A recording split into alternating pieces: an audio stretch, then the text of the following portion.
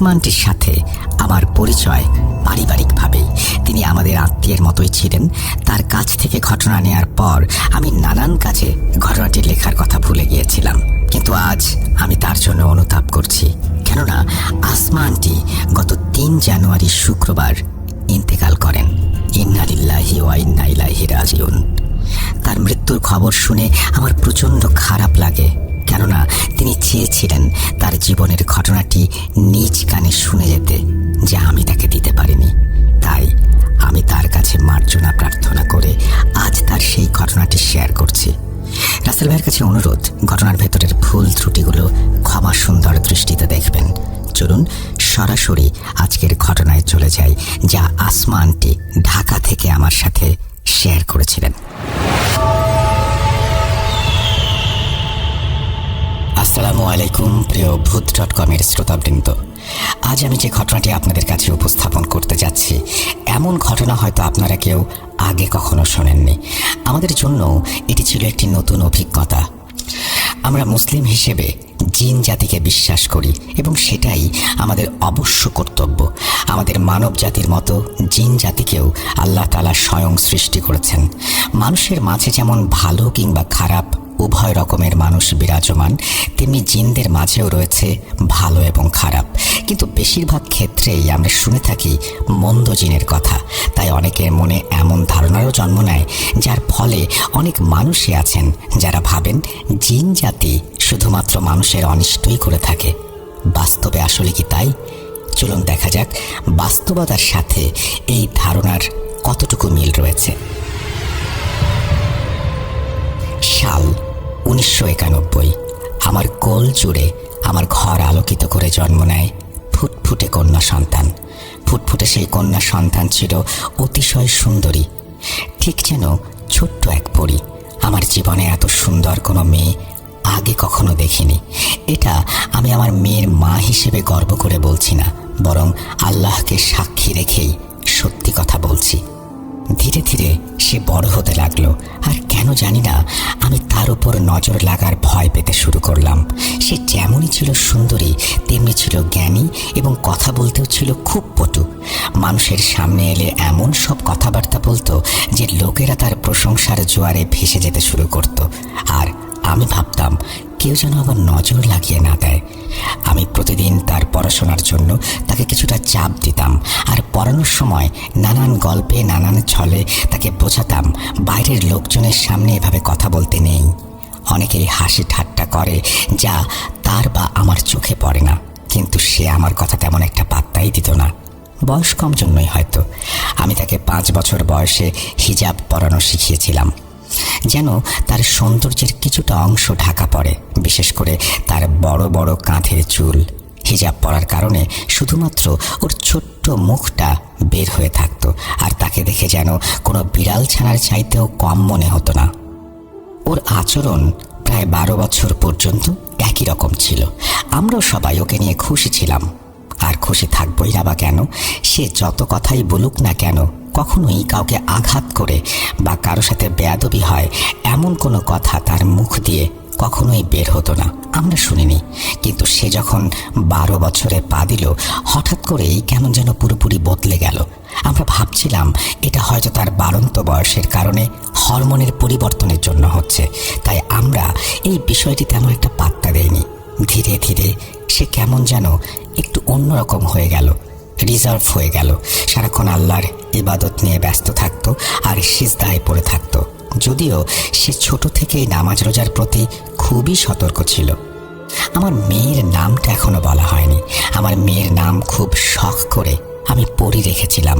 মূলত তার সৌন্দর্যের ওপর ভিত্তি করেই ছোট থেকে পরি বলে ডাকতে ডাকতে ওই নামটাই হয়ে যায়। পরীর হঠাৎ এমন বদলে যাওয়ার শুরুটা আমরা পাত্তা না দিলেও ধীরে ধীরে ব্যাপারটা আমাদের মনকে নাড়া দিতে শুরু করে। তাই একদিন আমি তার সাথে এসব বিষয়ে কথা বলার চেষ্টা করলাম। আমি তাকে বললাম, মা পরী, তোমার কি কিছু হয়েছে? কোনো সমস্যা? আমাকে বলো। যদি তোমার কোনো সমস্যা থেকে থাকে আমি শুনতে পারি। আমার সাথে এসব নিয়ে আলোচনা করো। আগে তো তুমি সবার সাথে খুব গল্পগুজব করতে, বাসায় অতিথি এলে তাদের সাথে একসাথে থাকতে, কাজিনদের সাথে খেলতে, কিন্তু এখন কি হয়েছে? এত রিজার্ভ হয়ে গেছো কেন? তুমি তো নিজেকে একেবারে ঘরে বন্দি করে রেখেছ। সে আমার কথা শুনে একগাল মিষ্টি হেসে আমাকে সান্ত্বনা দিতে লাগলো আর বলল, এমন কিছু না মা, আমার শুধু মনে হয় বেশি বেশি সময় আল্লাহর সাথে কাটানো উচিত। আমি এতেই নিজের মনে প্রশান্তি খুঁজে পাই। আগে কি করে আনন্দ পেতাম সেসব নিয়ে চিন্তা করো না মা, এখন আমি আল্লাহর সান্নিধ্যেই বেশি আনন্দ পাচ্ছি। ওর কথা শুনে মা হিসেবে আমি বেশ খুশি হই। একজন মায়ের এর থেকে বেশি আর কি চাওয়ার আছে? এত অল্প বয়সে দিনদার মেয়ে কতজনের ভাগ্যেই বা জোটে। এসব নিয়েই আমাদের জীবন হেসে খেলে কেটে যাচ্ছিল। জীবন নিয়ে আমাদের কারোর বিন্দু মাত্র কোনো অভিযোগ ছিল না। একদিন আমার এক বান্ধবী প্রায় 2.5 বছর পর আমাদের বাসায় আসে। তারা অন্য শহর থেকে আমাদের শহরে নতুন শিফট হয়ে এসেছিল। আমি নানান বিষয় নিয়ে তার সাথে কথা বলতে শুরু করি। একে তো ছোটবেলার বান্ধবী, তাও আবার এতদিন পর দেখা। সেও একে একে তার সব কথাগুলো বলতে শুরু করে। কথার এক পর্যায়ে সে জানায় তার নাকি বিদেশি 2টি তোতা পাখি আছে। সেই তোতা পাখি দুটিকে নাকি সে প্রায় 1 বছর ধরে পালে। কিছুটা দুঃখ নিয়েই সে আমাকে জানালো পাখি দুটি নাকি এখনো কোনো ডিম দিচ্ছে না। আমি তার মন খারাপ হতে দেখে তাকে সান্ত্বনা দিতে লাগলাম আর বললাম, দেখা যাবে, হয়তো শীঘ্রই তার পাখি দুটি ডিম দেবে ঠিকই। আমরা দুইজন মিলে এসব নিয়ে আলোচনা করছিলাম। হঠাৎ আমি দেখলাম আমার মেয়ে আমাদের ঘরে প্রবেশ করলো। সে যে আমার বান্ধবীর সাথে খুবই আদরের সাথে সাক্ষাৎ করলো আর খবরাখবর নিল এবং আমাদের সাথে বসে গেল, এটাতে আমি বেশ খুশি হয়েছিলাম। আমি অবাক হচ্ছিলাম যে আজ সূর্য কোন দিক দিয়ে উঠল, যে আমার মেয়ে আজ রুমের বাইরে বের হয়ে এসে আবার নিজে থেকে কথাও বলছে। বেশ ভালোই লাগছিল তার এই আচরণ দেখে। আমার বান্ধবীর সাথে সে অনেক কথাই বলল। যখন আমার বান্ধবী উঠতে লাগলো বাড়ি যাওয়ার জন্য, তখন আমার মেয়ে তাকে বলল, আন্টি, আপনি একটা কাজ করুন, আপনার বারান্দার সামনের দিক থেকে তোতাগুলোকে সরিয়ে দিন। আপনি তাদেরকে একটু ভেতরের দিকে আর পেছনের দিকে রেখে দিন, তাহলেই আপনার তোতারাও ডিম দিতে শুরু করবে। আমার মেয়ের কথা শুনে আমার বান্ধবী হাঁ করে আমার মেয়ের দিকে তাকিয়ে থাকে কিছুটা সময়। আমি অবাক হচ্ছিলাম এই ভেবে যে আমি বা আমার বান্ধবী কেউই পরীকে তোতা পাখি নিয়ে কোনো কিছু জানায়নি। পরে এই ভেবে নিজের মনকে মানিয়ে নেই যে সে হয়তো দরজার বাইরে থেকে রুমে প্রবেশ করার আগে আমাদের কথাগুলো শুনতে পেয়েছিল। এভাবে নিজেকে সামলানোর পরও আমার মাথায় অন্য এক চিন্তা ঘুরপাক খেতে লাগলো। আমার মেয়ে তো কখনো আমার বান্ধবীর বাড়ি দেখেইনি। তারা তো এই শহরে এলোই 3-4 দিন আগে। তাহলে পরি কিভাবে জানলো যে তোতাগুলো বারান্দায় রাখা কিনা আর বারান্দার সামনের সাইডেই বা রাখা কিনা? আমার বান্ধবী পরির কথা শুনে বিচলিত মুখে হাসি দিয়ে মাথা নেড়ে সেখান থেকে চলে গেল। সে যাবার পরপরই আমি পরিকে জিজ্ঞেস করলাম, মা পরি, এটা কি ছিল? উত্তরে সে বলল, কিসের কথা বলছো মা? আমি তাকে আমার প্রশ্ন বুঝিয়ে দিয়ে পুনরায় উত্তরের জন্য অপেক্ষা করতে লাগলাম। সে আমাকে বলল, আমি তো তোমার ঘরের সামনে দিয়ে যাচ্ছিলাম, তখনই আন্টির কথাটা শুনলাম আর তাই ভেতরে চলে আসলাম। আমার তো আগে থেকেই কিছুটা তোতাদের নিয়ে অভিজ্ঞতা আছে। তারা ডিম না দিলে যদি তাদের জায়গা বদলানো হয়, তাহলে অনেক সময় তারা ডিম দিতে শুরু করে। আমার মেয়ে পাখি পালতো ছোটবেলা থেকে, তাই তার এই কথা আমার কাছে যৌক্তিকই মনে হয়েছিল। কিন্তু পাখি দুটি কোথায় রাখা আছে সেটা সে কিভাবে জানতে পারলো, এই প্রশ্নের উত্তর আমি তখনও পাইনি। আমি পুনরায় তাকে বললাম, আচ্ছা সেটা না হয় হলো, ঠিক আছে, কিন্তু এটা বলো তুমি কিভাবে জানলে যে তাদের তোতাগুলো কোথায় রাখা আছে? সে বলল, মা, সাধারণত লোকেরা তোতাদেরকে বা যে কোনো পাখিকে বারান্দার সামনের দিকেই রাখে। আমি শুধু আন্দাজ করেই কথাটা বলেছিলাম। আমি তার কথা শুনে চুপ করে গিয়েছিলাম, কেননা তার উত্তর তার স্থান থেকে তো সঠিকই ছিল, কিন্তু কেন জানি না বারবার মনে হচ্ছিল কিছু একটা তো অবশ্যই আছে যে আমি ধরতে পারছি না। এই ঘটনার প্রায় 7-8 দিন অতিবাহিত হয়। 7-8 দিন পর আমার বান্ধবী পুনরায় আমাদের বাড়িতে এলো। ঘরে ঢুকেই সে অত্যন্ত খোশ মেজাজে জানালো তার তোতারা নাকি ডিম দিতে শুরু করেছে। আমি তাকে জিজ্ঞাসা করলাম সে কি কোনো পদক্ষেপ নিয়েছিল কিনা যার ফলে তোতারা ডিম দিতে শুরু করলো। সে বলল, আমার মেয়ে যেমনটা বলেছিল সে নাকি শুধু তেমনটাই করেছে, অর্থাৎ সে পাখির জায়গা পরিবর্তন করেছে আর 1 সপ্তাহের মধ্যেই তোতারা ডিম দিতে শুরু করেছে। আমার বান্ধবী চাইছিল আমার মেয়েকে ডেকে এনে ধন্যবাদ জানাবে, কিন্তু যখন আমি মেয়েকে ডেকে আনতে গেলাম তখন সে বলল, আম্মু, আন্টিকে বলো তার কাজ হয়ে গেছে, তিনি যেন আল্লাহর কাছে শুকরিয়া আদায় করেন। আমাকে শুকরিয়া জানাতে হবে না, আমি কিছু করিনি। যেহেতু আমার বান্ধবী পরীর সাথে দেখা করতে চেয়েছিল, তাই আমি তাকে বলেছিলাম একটু বাইরে আসতে। বাইরে এসে সে যেন আন্টিকে শুধু সালামটা দিয়ে চলে যায়, কিন্তু সে বাইরে আসতে চাইল না। বাধ্য হয়ে আমাকে বাইরে গিয়ে আমার বান্ধবীকে বলতে হলো পরী ঘুমাচ্ছে। এভাবেই আমাদের দিন কেটে যেতে থাকে। কিছু সময় পর পরী স্কুলে যাওয়া বন্ধ করে দিল। নিজে থেকেই কোরআন হিফজ করার চেষ্টা করতে শুরু করলো। তার জোড়াজুড়িতে আমি এক মহিলা শিক্ষিকা নিয়োগ দিলাম তাকে হিফজ করানোর জন্য। আমি তার আচরণে এত পরিবর্তন দেখে মাঝে মাঝে খুশি হতাম, আবার কখনো কখনো বেশ বিরক্তও হতাম। এমন না যে আমার ঘরের পরিবেশ খুবই ধার্মিক টাইপের ছিল, কিন্তু তাকে দেখে ভালো লাগতো যে আল্লাহর পথে সে চলছে। কিন্তু সমস্যা ছিল একটাই, সে যে দুনিয়াদারি একেবারেই ছেড়ে দিয়েছিল। না সে আমাদের সঙ্গে কোথাও বের হতো, না তার কোনো বন্ধু ছিল। সে কেবল নিজেকে নিজের ঘরে বন্দি করে রাখত। একদিন আমার অন্য আর এক বান্ধবী আমাদের বাসায় এলো, যে কিনা আমাদের সব থেকে কাছের বান্ধবী ছিল। সে এসে আমার কাছে এক প্রকার কেঁদেই ফেললো। সে তার দুঃখের কথা আমাকে জানাতে শুরু করলো। সে বলেছিল যে তার স্বামী নাকি বাড়ির দিকে একদমই কোনো খেয়াল রাখছে না, এমনকি আমার বান্ধবীকেও নাকি সময় দিচ্ছে না। সকাল থেকে রাত পর্যন্ত বাইরেই থাকে, রাতে বাড়িতে আসলে তার মুড খারাপ থাকে। আমি তার কথা শুনতে শুনতেই খেয়াল করলাম আমার মেয়ে ঘরে ঢুকছে। আমার মেয়েকে দেখে আমার বান্ধবী তার চোখের পানি মুছে নিয়ে হাসতে হাসতে আমার মেয়ের সাথে কথা বলতে শুরু করলো। সে বলল, পরী, তুমি তো অনেক বড় হয়ে গিয়েছো দেখছি, তুমি কেমন আছো মা? আমার বান্ধবী আমার মেয়ের সাথে সব ধরনের কথাবার্তাই বলছিল, যা সাধারণত বড়রা ছোটদের সাথে দেখা হলে বলে থাকেন। যখন সব কথা শেষ হলো, তখন পরী কিছুটা সময় চুপ করে রইল। হঠাৎ সে আমার বান্ধবীকে জিজ্ঞাসা করলো, আন্টি, আপনার স্বামীর নাম কি? আমার বান্ধবী এই কথা শুনে একদম অবাক হয়ে গেল। সে ভাবতে লাগলো এত ছোট মেয়ে কেন তার স্বামীর নাম জানতে চাইছে। তবুও সে পরীর দিকে তাকিয়ে মুচকি হেসে তার স্বামীর নাম পরীকে বলল। আর আমার মেয়ে তার হাত ধরে কিছুটা সময় বসে কি যেন ভাবতে লাগলো। সে কোনো কথা বলল না। হঠাৎ উঠে দাঁড়িয়ে আমার বান্ধবীও আমাকে সালাম জানিয়ে আবার নিজের রুমে চলে গেল। যাবার আগে আমার বান্ধবীকে বলল বাড়ি ফিরে 2 রাকাত নফল নামাজ পড়ে আল্লাহর কাছে দোয়া করতে। আমার বান্ধবীও চলে গেল, কিন্তু পরের দিন সে আবার আমাদের বাড়িতে এলো। এবারে তাকে খুব খুশি খুশি মনে হচ্ছিল, যেন সে কোনো লটারি জিতে গেছে।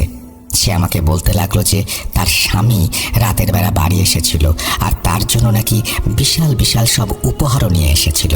তার স্বামী তার কাছে নাকি হাত জোর করে মাপ চাইছিল আর বলছিল, মাফ করে দাও আমায়। এই বলে সে নিজের মুখেই নাকি স্বীকার করে সে অন্য এক মহিলার সঙ্গে জড়িয়ে গিয়েছিল। ওই মহিলার কাছে নাকি সে প্রতারণার শিকার হয়েছে। সে নাকি নিজের ভুল বুঝতে পেরেছে। আমার বান্ধবীও তাকে মাফ করে দেয়। তার কথা শুনে আমার কাছে কিছুই বোধগম্য হচ্ছিল না। সে অনর্গল নিজের মতো করে কথা বলে যাচ্ছিল। সে বলল, তোর মেয়ে তো খুব বুঝতার দেখি। দেখ, কালই সে আমার স্বামীর নাম জিজ্ঞেস করেছিল আর আমাকে 2 রাকাত নফল নামাজ আদায় করতে বলেছিল।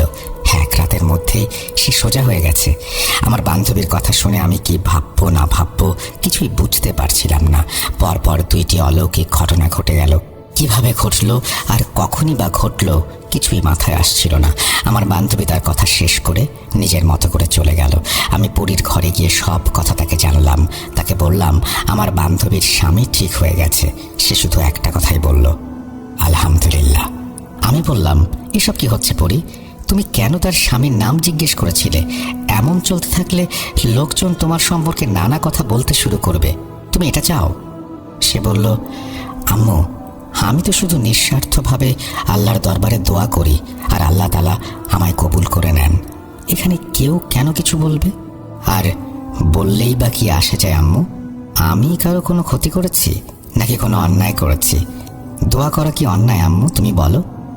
তার কথাবার্তার স্পষ্টতা আমাকে প্রতিবারের মতো এবারও চুপ করিয়ে দিল। সে কথা জানে প্রচুর।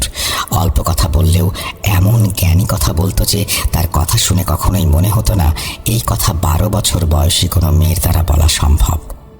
আমি এই ঘটনা দুটির পর যা ভাবছিলাম তাই হলো। পরীর কিছু কথা মানুষের মাঝে পরিচিতি পেতে শুরু করলো। শুরু হয়ে গেল নতুন এক অধ্যায়ের। যে যখনই কারো কোনো সমস্যার কথা আমাকে জানাতো বা আমার সামনে কোনো দুঃখের কথা বলতো, আমার মেয়ে সেখানে নিজ থেকেই হাজির হয়ে যেত এবং কিভাবে যেন তার সমস্যার সমাধান করে দিত। একদিনের কথা না বললেই না, আমার এক আত্মীয়া আমাদের বাসায় এসেছিলেন। তিনি বলছিলেন তার স্বামীর নাকি শারীরিক এবং মানসিক অবস্থা খুবই খারাপ। অনেক ডাক্তার দেখিয়েও কিছু হচ্ছে না। যেহেতু আমি জানতাম কেউ যখন তার সমস্যা জানাতে আসতো, আমার মেয়ে কিভাবে যেন টের পেয়ে যেত আর আমাদের রুমে চলে আসতো, তাই আমি এমন সময়ে বারবার দরজার দিকে তাকাতাম, ভাবতাম কি জানি আমার মেয়ে কখন চলে আসে। এবং সত্যিই তাই হয়েছিল। কিছুক্ষণের মধ্যে আমি দেখলাম আমার মেয়ে হাতে একটা শপিং ব্যাগ নিয়ে এসেছে। সে ওই মহিলার কাছে গিয়ে বলল, এই ব্যাগে 30টা আজওয়া খেজুর আছে, যা আপনার স্বামীকে প্রতিদিন পানির সাথে মিশিয়ে সেই পানি পান করাতে হবে। আগের রাতে ঘুমানোর আগে পানিতে খেজুর ডুবিয়ে রেখে পরদিন সকালে খালি পেটে সেই পানি পান করাতে হবে।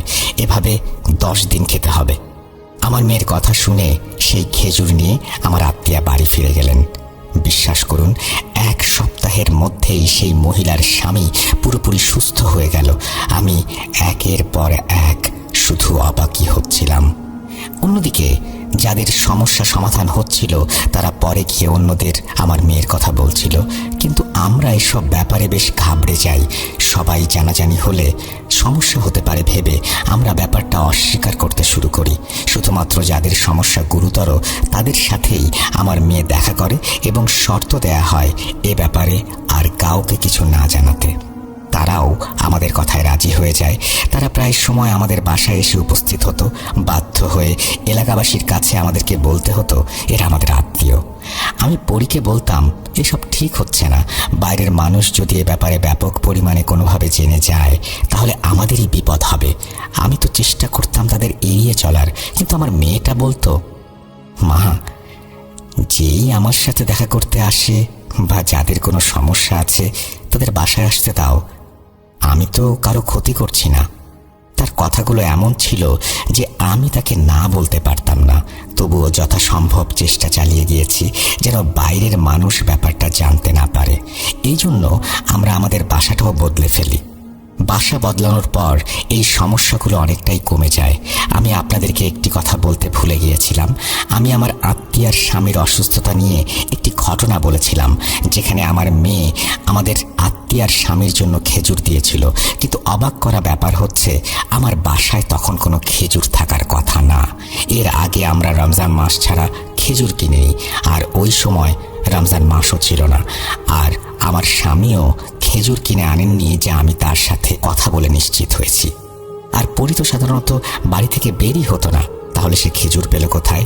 আমি তাকে জিজ্ঞাসা করেছিলাম, এত খেজুর তোমার কাছে কিভাবে এলো? সে আমার কথাটা এড়িয়ে গিয়ে বলল, আম্মু, হতে পারে কোনো আত্মীয় নিয়ে এসেছে, তুমি খেয়াল করনি। তার এই কথা শুনে আমি বুঝতে পারি সে আমার থেকে কিছু একটা লুকাচ্ছে। আমি বুঝতে পারছিলাম না তাকে কিভাবে এই কাজ থেকে আটকাবো, কিভাবে বোঝাবো যে এখনো তেমন বয়স হয়নি তার। আমার স্বামীও তাকে বোঝাচ্ছিলেন, কিন্তু আমাদের কারো কথায় কোনো কাজ হচ্ছিল না। নতুন বাসায় আসার পর যদিও সমস্যা বেশ কমে যায়, কিন্তু আমার চিন্তা লেগেই থাকতো।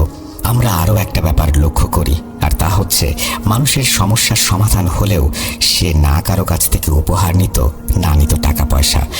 যদি কারো কোনো কাজ হয়ে যেত আর যার কাজ হওয়ায় তিনি খুশি হয়ে মিষ্টি নিয়ে আসতেন, তাহলে আমার মেয়ে আমাকে বলতো, মা, এই মিষ্টিগুলো গরিব মানুষের মাঝে ভাগ করে দিও। আমরা তো 3 বেলা খেতে পাচ্ছি, আলহামদুলিল্লাহ, ভালো কাপড় পরতে পারছি, তারা তো 2 বেলা 2 মুঠো খেতেও পায় না। এই মিষ্টিতে আমাদের নয় বরং তাদের হক, তাই এগুলো তাদেরকেই দিয়ে এসো।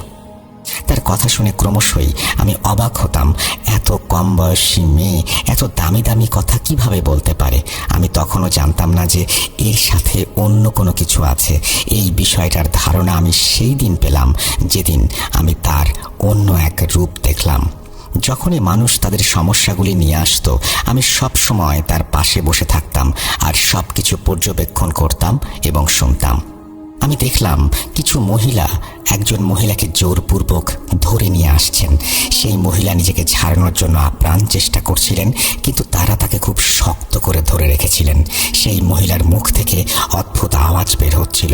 কখনো সে কুকুরের মতো ঘেউ ঘেউ করতে শুরু করে, তো কখনো তার মুখ থেকে শেয়ালের মতো শব্দ হয়। যেসব মহিলা তাকে ধরে নিয়ে এসেছিলেন তারা বলতে লাগলেন এই মহিলার জিনের সমস্যা আছে। তাদের কথা শুনে আমার মেয়ে বলল, একে আমার সামনে বসিয়ে দিন। সেই মহিলা পরীর সামনে বসে থেকে আমাকে আর আমার মেয়েকে প্রচণ্ড রাগ নিয়ে দেখে যাচ্ছিলেন। কুকুর যেভাবে কামড় দিতে আসে ঠিক সেভাবে সেই মহিলা পরীর দিকে বারবার মুখ বাড়িয়ে তাকে কামড় দিতে আসছিলেন।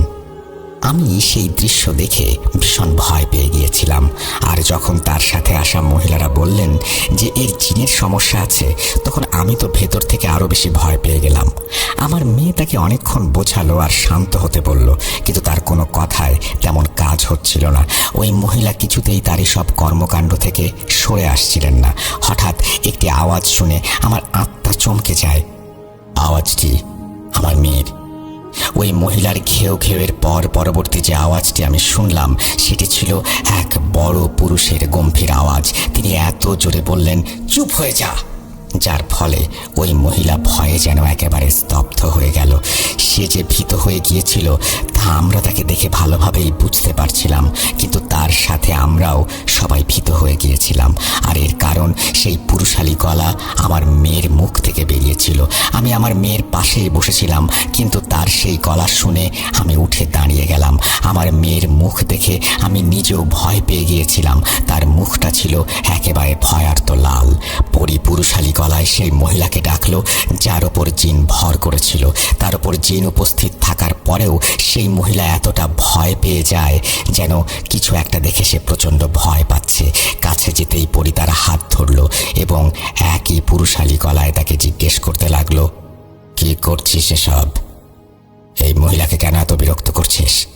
আমার প্রশ্নের জবাব না দিলে সমস্যা নেই, কিন্তু আমার হুকুম না মানলে সমস্যা হবে তোর।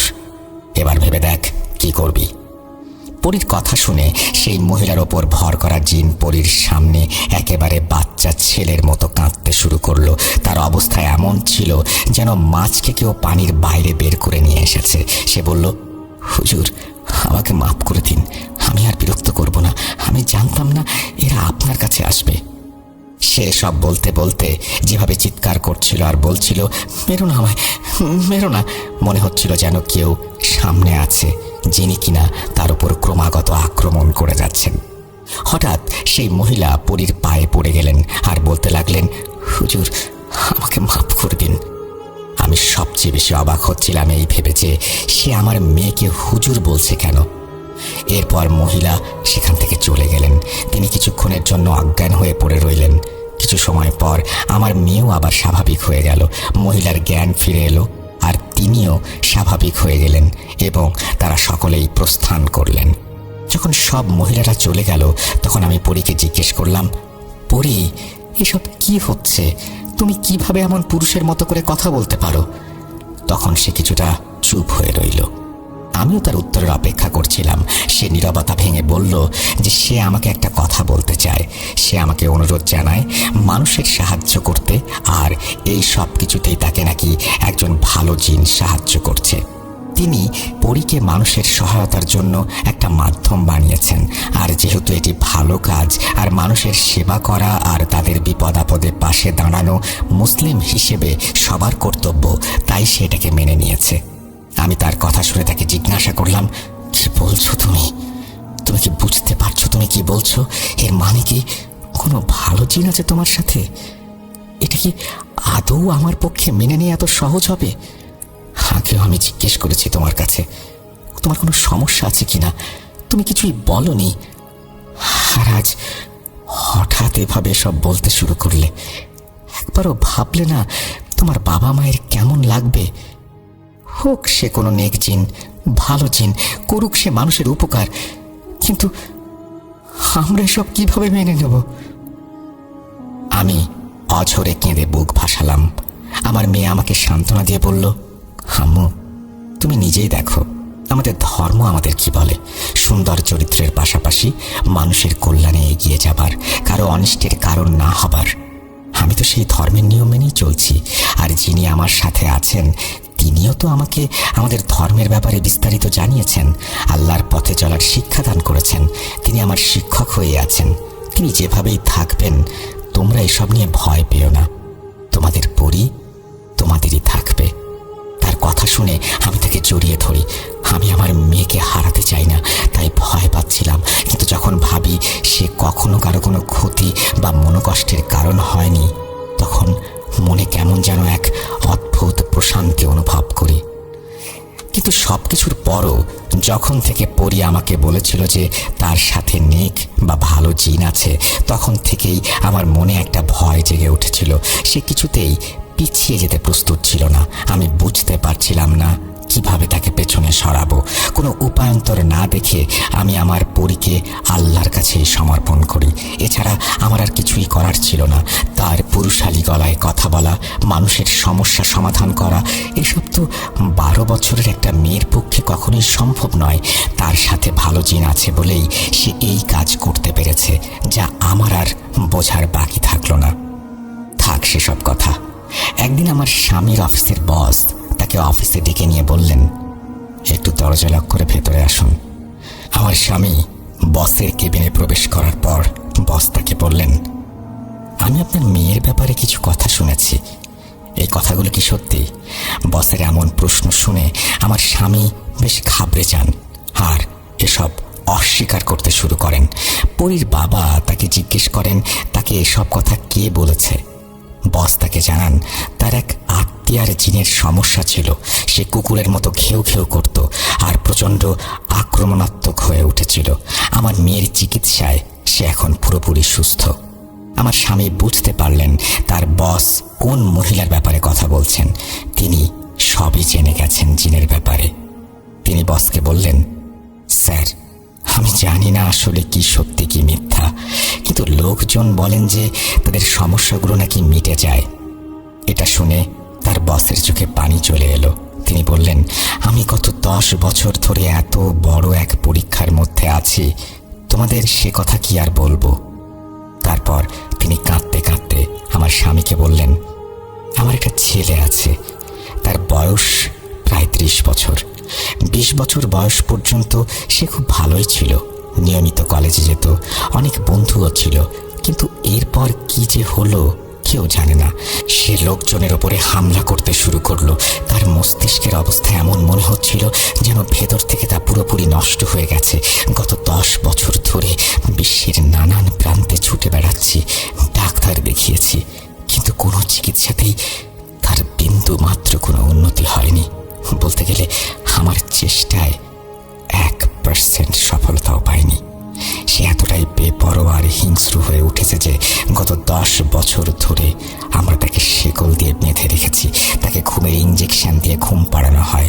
সে সারাদিন শুধু পাগলের মতো চিৎকার করে। বসের ছেলের এই অবস্থার কথা শুনে বসের চোখে পানি দেখে আমার স্বামীর চোখেও পানি চলে এসেছিল। বস তাকে অনুরোধ করেন পরীর সাথে এ ব্যাপারে কথা বলার জন্য। আমার স্বামী তার বসকে আশ্বাস দেন যে তিনি পরীর সাথে এই ব্যাপারে কথা বলবেন। রাতে যখন আমার স্বামী বাড়ি ফিরে এলেন, তখন তিনি সরাসরি পরীর ঘরে চলে গেলেন এবং সব কিছু তাকে জানালেন। পরী তখন তার বাবার কাছে সেই ছেলের নাম জানতে চাইল। আমার স্বামীর মনে পড়ল তিনি সেই ছেলের নাম জিজ্ঞাসা করতে ভুলে গেছেন। তিনি আগামী দিন ছেলের নাম জেনে আসবেন বলেন। পরের রাতে যখন পরীর বাবা বাসায় এলেন, তিনি তখন বসের ছেলের নাম জেনে এসেছিলেন। পরীকে নাম বলার পর পরী বাবাকে বলল, আব্বু, আমাকে 3 দিন সময় দিন, তারপরই আমি ওই ছেলের সম্পর্কে জানাতে পারবো। দেখতে দেখতে 3 দিন পার হয়ে গেল। পরী বলল, সেই ছেলের একটা না, বরং অনেক সমস্যা আছে, আর এই সমস্যাগুলো তার সাথে হয়েছে কারণ সে কালো জাদু শেখার চেষ্টা করেছিল, কিন্তু তাতে সে ব্যর্থ হয়। আমার স্বামী পরীর বলা কথাগুলো তার বসকে জানিয়ে দেয়। বস এটা শুনে নিজের চেয়ার থেকে লাফিয়ে উঠে বললেন, ভাই, তোমার মেয়ে তো 100% ঠিক বলেছে। আসলে তার এই কথা পুরোপুরি সত্যি। ছোটবেলায় আমার ছেলে খারাপ সঙ্গে পড়ে গিয়েছিল আর খারাপ বন্ধুদের সাথে মিশে জাদু টোনা শিখতে শুরু করেছিল। তারপর থেকে তার সাথে সবকিছু ঘটতে শুরু করে। অনেক বাধা দেবার পরেও লুকিয়ে লুকিয়ে সে সব করত। এরপর আমার স্বামীর বস আমার স্বামীর পায়ে পড়ে যান। ভাই, দয়া করে তোমার মেয়েকে বলে আমার বাচ্চার চিকিৎসা করিয়ে দাও, এই কাজে যত টাকা লাগে আমি দেব। বসের এমন ব্যবহার দেখে আমার স্বামী আর মানা করতে পারলেন না। আমার স্বামী তাকে বললেন চিন্তা না করতে, পরিয়ে সব করতে কোনো টাকা নেয় না, আর যদি তার পক্ষে সম্ভব হয় তাহলে সে অবশ্যই চিকিৎসা করবে। আমার স্বামী বাড়ি ফিরে এসে পরীর সাথে এই বিষয়ে কথা বলল। পরী সব শুনে বলল, বাবা, আমি তো প্রস্তুত আছি, কিন্তু আমার সঙ্গে যিনি আছেন তিনি আমাকে এই কাজ করতে দিতে চাচ্ছেন না। পরীর কথা শুনে আমি পরীকে জিজ্ঞেস করলাম, এর মানে কি আম্মু? সে বলল, মা, যিনি আমার সাথে আছেন তিনি বলছেন যে এই কাজ করতে গিয়ে আমার জীবন বিপন্ন হতে পারে। তিনি আমাকে নিজের মেয়ের মতো দেখেন, তাই তিনি আমাকে এই কাজ করার অনুমতি দিতে চাইছেন না। এই কথা শুনে আমি এবং পরীর বাবা দুজনেই খুব চিন্তায় পড়ে গেলাম। পরীর বাবা বললেন, আমি কালই আমার বসকে সব বলবো। আমরা আমাদের মেয়ের প্রাণের ঝুঁকি নিয়ে কোনো কিছু করতে পারি না। বাবার কথা শুনে পরী বলল, বাবা, এসবের কোনো দরকার নেই। আমি আমার সাথে থাকা জিনকে রাজি করাবো। জীবন ও মৃত্যু তো আল্লাহর হাতে। যদি আমার ভাগ্যে থাকে তাহলে এভাবেই আমার মৃত্যু হবে, আর যদি অন্যভাবে লেখা থাকে তবে তাই হবে। কার মৃত্যু কিভাবে হবে সে ব্যাপারে স্বয়ং আল্লাহ ব্যতীত আর কেউ জানেন না। তোমরা এ নিয়ে ভেবো না। আর মা, তুমি না আমাকে আল্লাহর কাছে সোপর্দ করেছ, তাহলে এসব নিয়ে কেন দুশ্চিন্তা করছো? অনেক কথা খরচের মাধ্যমে সেই রাতে পরী আমাদেরকে কিভাবে জানি না রাজি করিয়ে ফেলে। পরবর্তী 1 সপ্তাহ পর্যন্ত পরী আমাদের সাথে এই বিষয়ে আর কোনো কথাই বলেনি। তারপর 1 সপ্তাহ পরে সে বাবার কাছে গিয়ে বলল, আব্বু, আমি তাকে রাজি করিয়ে নিয়েছি। এখন আমি সেই ছেলের চিকিৎসা করতে চাই। তুমি আঙ্কেলকে জানিয়ে দাও, আজ রাতেই আমি যেতে চাই। যখন আমার স্বামী তার বসের সঙ্গে যোগাযোগ করলেন, এই ব্যাপার জানালেন, তখন তিনি সেই মুহূর্তেই আমাদের নিতে চলে এলেন। যখন আমরা তাদের বাড়িতে পৌঁছালাম তখন আমরা হতভম্ব হয়ে গেলাম। তার শক্তির ঊর্ধ্বে আমার স্বামীর বস আমাদের 3 জনকে ছেলের ঘরের দিকে নিয়ে গেলেন। তাদের ছেলের অবস্থা দেখে আমারই চোখে পানি চলে এলো। তার মুখ, তার চুল আর দাড়ির জন্য দেখাই যাচ্ছিল না। জটাধরা চুল আর দাড়ির জন্য তাকে দেখে বদ্ধ উন্মাদ মনে হচ্ছিল। তার মুখ থেকে লালা বের হচ্ছিল ক্রমাগত। যখনই আমরা দরজা খুলে সেদিকে তাকালাম, সে এমনভাবে আমাদের উপরে ঝাঁপিয়ে পড়ল যেন কোনো পাগল কুকুরের মতো সে আমাদের ওপর হামলা করার জন্য এগিয়ে আসছিল, কিন্তু সে কোলে বাঁধা ছিল জন্য সে আটকে গেল। এরপর আমার মেয়ে আমাদের 3 জনকে বলল, আপনারা সবাই রুম থেকে বেরিয়ে যান। যত খুশি আওয়াজ আসুক বা যাই হোক, আপনারা কেউ ভেতরে আসবেন না যতক্ষণ না আমি নিজে থেকে আপনাদের ডাকবো। আমি আমার মেয়েকে একা সেই রুমে যেতে দিতে প্রচণ্ড ভয় পাচ্ছিলাম। আমাকে দেখে পরী আমার অবস্থা বুঝতে পেরেছিল, আর তাই সে আমাকে বলল, মা, চিন্তা করবেন না, আমি একা নই, আল্লাহ আমার সাথে আছেন। তাহলে এখন আল্লাহর কাছে সুপর্দ করে দিয়ে আপনারা যান। এই কথা বলে হাসি মুখে আমার মেয়ে ভেতরে চলে গেল। যখন দরজা বন্ধ হলো মনে হলো ভেতরে যেন যুদ্ধ হচ্ছে আমার। কখনো মনে হচ্ছিল যেন ভেতরে বোমা ফাটছে, আবার প্রচণ্ড জোরে চিৎকার আর কান্নার আওয়াজ ভেসে আসছে। সেই রুমের ভেতরে কি হচ্ছে আমি কিচ্ছু জানি না। আমি জানি না কি ঘটে চলেছে। আমার মন ভেঙে যাচ্ছিল, কারণ আমার ছোট্ট মেয়ে, আমার পরী ভেতরে একা। 1 ঘন্টা আমার জন্য একেবারে কোনো কেয়ামতের থেকে কম ছিল না। তারপর আমি আমার মেয়ের হালকা আওয়াজ শুনলাম। আমি দরজা খুলে যখন ভেতরে গেলাম তখন দেখলাম সেই ছেলে অজ্ঞান হয়ে পড়ে আছে, আর আমার মেয়ে আধা অজ্ঞান। আমরা দ্রুত মেয়েকে নিয়ে হাসপাতালে ছুটলাম। তাকে হাসপাতালে ভর্তি করানো হলো। সে খুবই দুর্বল হয়ে পড়েছিল। ডাক্তাররা বলেছিলেন তাকে 1 সপ্তাহ পর্যবেক্ষণে রাখতে। সে সময় ধীরে ধীরে ডেঙ্গু ছড়াতে শুরু করেছিল। পরীক্ষা নিরীক্ষার পর জানা গেল আমার মেয়ের ডেঙ্গু হয়েছে। আমাদেরকে তার সঙ্গে দেখা করার ওপরে নিষেধাজ্ঞা জারি করা হলো। খুবই খারাপ অবস্থা হয়ে গিয়েছিল তখন। মাত্র 3 দিনের মাথায় আমাদের পছন্দের আর আমাদের আদরের পরী আল্লাহর কাছে চলে গেল। আমার স্বামী বলেছিলেন তার জানাজায় নাকি হাজার হাজার লোক হয়েছিল। আমার স্বামী আরও বলেছিলেন জানাজায় নাকি অনেকে প্রায় দেখতে একই রকমের বৃদ্ধ ছিলেন, যাদের পরনে ছিল লম্বা সাদা জুব্বা।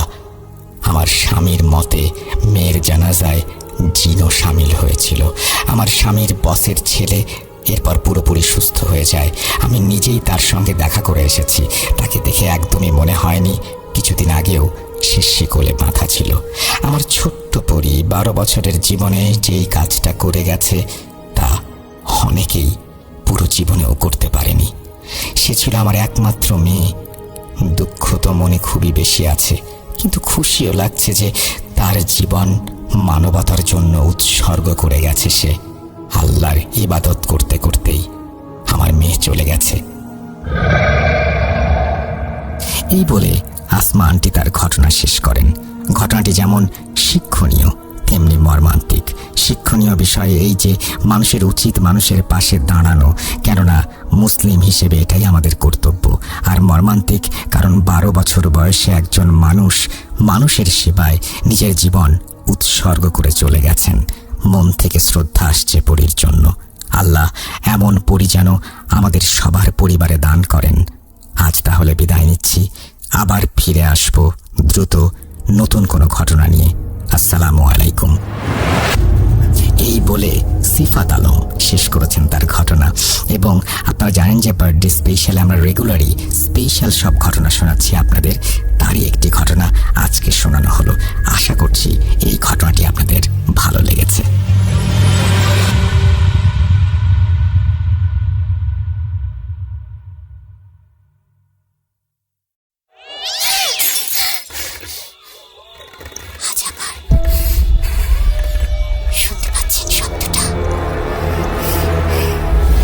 ভয়ের আরেক নাম ভূত.com with Russell।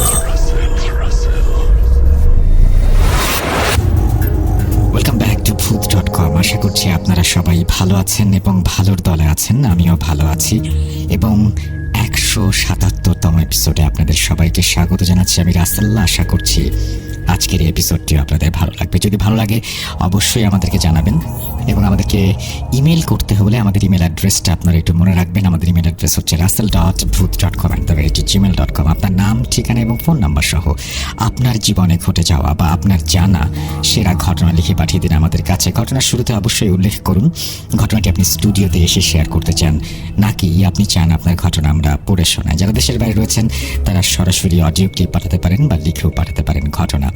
আমাদের স্টুডিওতে আমরা ইনভাইট করছি আপনাদেরকে এবং আমাদের স্টুডিওতে যদি আপনারা আসতে চান তাহলে অবশ্যই আপনারা যে ঘটনাটি পাঠাচ্ছেন তার শুরুতে লিখবেন যে স্টুডিওতে এসে ঘটনাটি শেয়ার করতে চান আপনি। সামনে ঈদুল আজহা, অলরেডি আপনাদের ঘটনা পেতে শুরু করেছে। আমাদের যারা মডারেটর রয়েছেন তারাও আমাদের ঘটনা পাঠাচ্ছেন। সব কিছু মিলিয়ে এইবারের ঈদে একটা জমজমাট এপিসোড উপহার দেবার ইচ্ছা আছে আপনাদের সবাইকে। যাই হোক, কথা না বাড়িয়ে আমরা সরাসরি ঘটনায় চলে যাব এবং আমাদের আজকের যে ঘটনাটি সেটি প্রথমে একটি ইমেল দিয়ে শুরু করতে চাই। চলুন কথা না বাড়িয়ে ঘটনায় প্রবেশ করি। যেভাবে লেখা আছে আমি সেভাবেই পড়ছি। আসসালামু আলাইকুম প্রিয় রাসেল ভাই, জানি আপনি ভালোর দলে সবসময় থাকেন, সবাইকে ভালো রাখার চেষ্টা করেন, তাই জানতে চাইবো না কেমন আছেন। 2017 থেকে আছি আর ভূত.com-এ 117 নম্বর এপিসোড থেকে আছি। রাসেল ভাই আমার পরিচয়টা গোপন রাখুন। তারপরে তিনি তার অ্যাড্রেস শেয়ার করেছেন, নাম, ঠিকানা সব কিছু এখানে আছে, যেটা আমি বলতে চাচ্ছি না। তারপর তিনি লিখছেন, রাসেল ভাই আমি অনেক দিন আগে একটা রেকর্ড ক্লিপ পাঠিয়েছিলাম, হয়তোবা প্রচারযোগ্য হয়নি, তাই আজকে অন্য একটি বাস্তব ঘটনা লিখে পাঠাচ্ছি। প্রচারযোগ্য হলে লিসেনারদের সাথে শেয়ার করবেন। যাক, কথা না বাড়িয়ে ঘটনায় চলে আসি। ঘটনাটি 1995-96 মধ্যে কুমিল্লা জেলা সদরের কোনো এক গ্রামে ঘটে। তার আগে একটু বলে নিচ্ছি, লোকটার সম্পর্কে না হয় ঘটনার প্রথম অংশে শুনে লিসেনাররা ভাববেন এই টাইপের লোকদের আবার প্যারানর্মাল ঘটনা হয় নাকি। আমি যার ঘটনা বলবো সেই লোকটির একটাই বদভ্যাস, মদ্যপান। কিন্তু ঘটনাটি ঘটে সে যখন দুনিয়ার মায়া ত্যাগ করে তখন। যাক, আসা যাক মূল ঘটনায়। ঘটনা বলার সুবিধার্থে লোকটির ছদ্মনাম ব্যবহার করছি। ধরে নিলাম লোকটির নাম চারু মিয়া।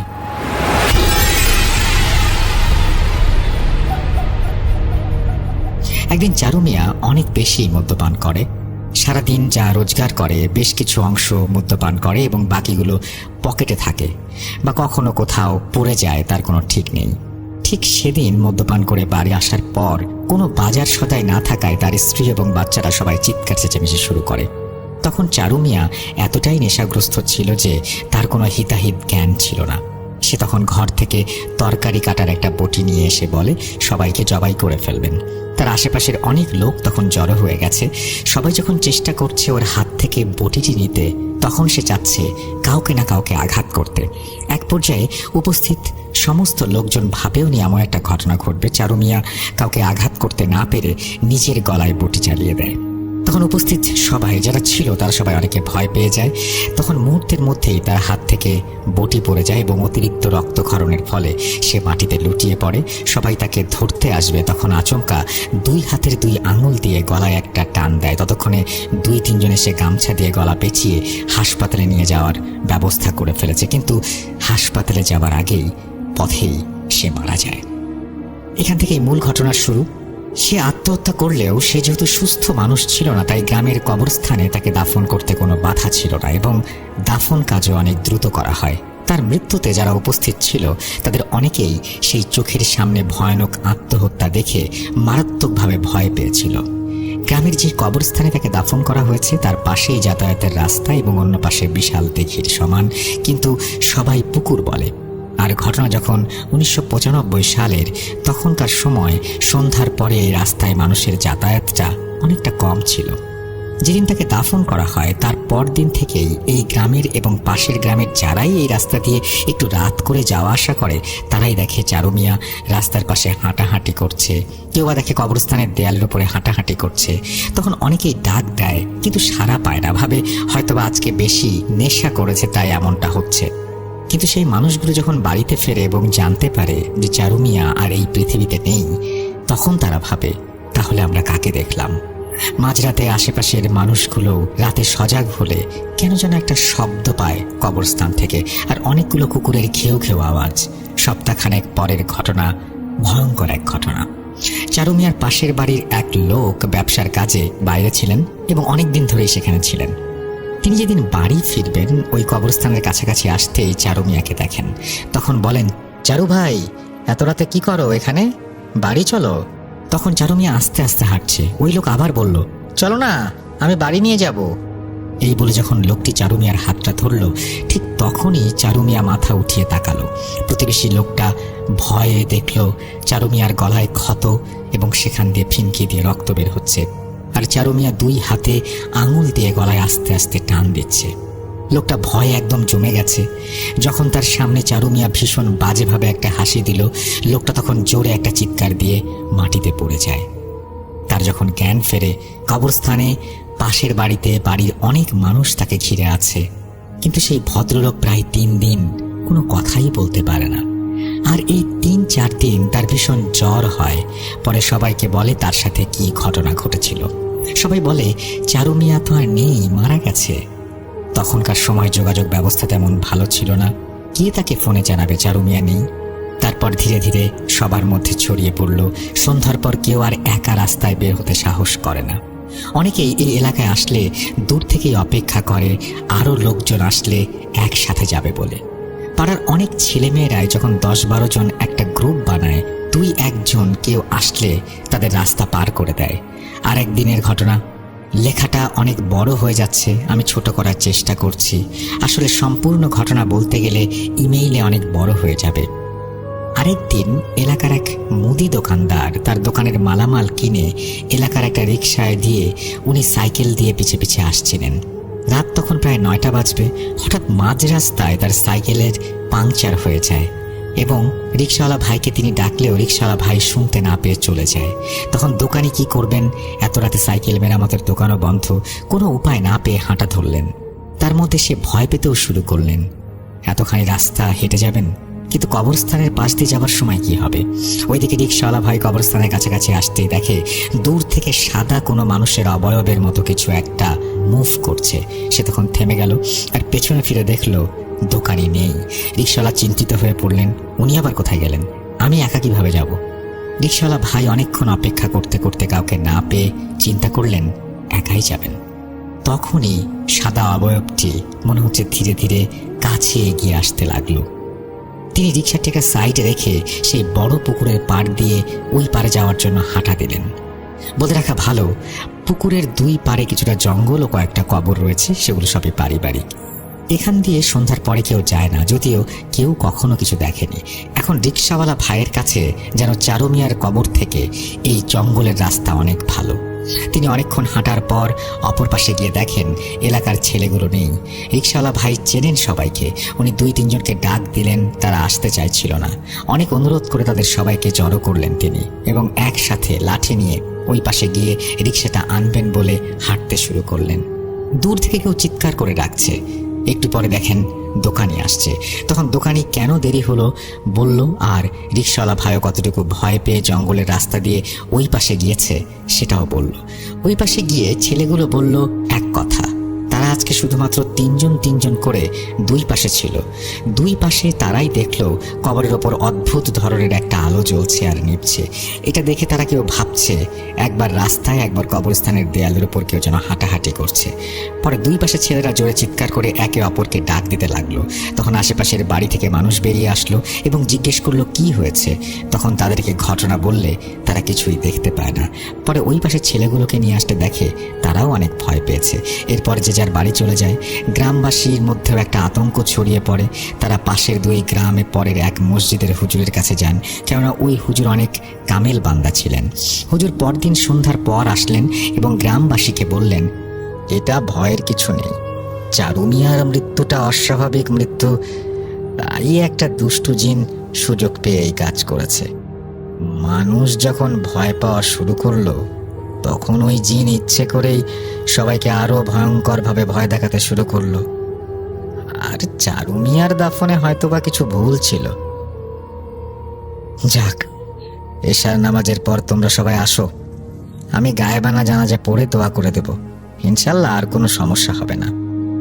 হুজুর এই গ্রামের মসজিদে এশার সালাত আদায় করে তার নিয়ম মতো জানাজা এবং দোয়া করে চলে যান। পরবর্তীতে আর কোনো সমস্যা না হলেও মানুষজন সন্ধ্যার পর একা আসা যাওয়া করতেন না সেই রাস্তা দিয়ে। এই ছিল ঘটনা। ইমেলটা বড় হয়ে গেল, অনেক কিছুই বাদ দিতে হয়েছে। আর আমরা 2000 সালে এই গ্রামে জমি কিনি, বাড়ি করি। একই সূত্রে এই ঘটনাটি শুনতে পাই।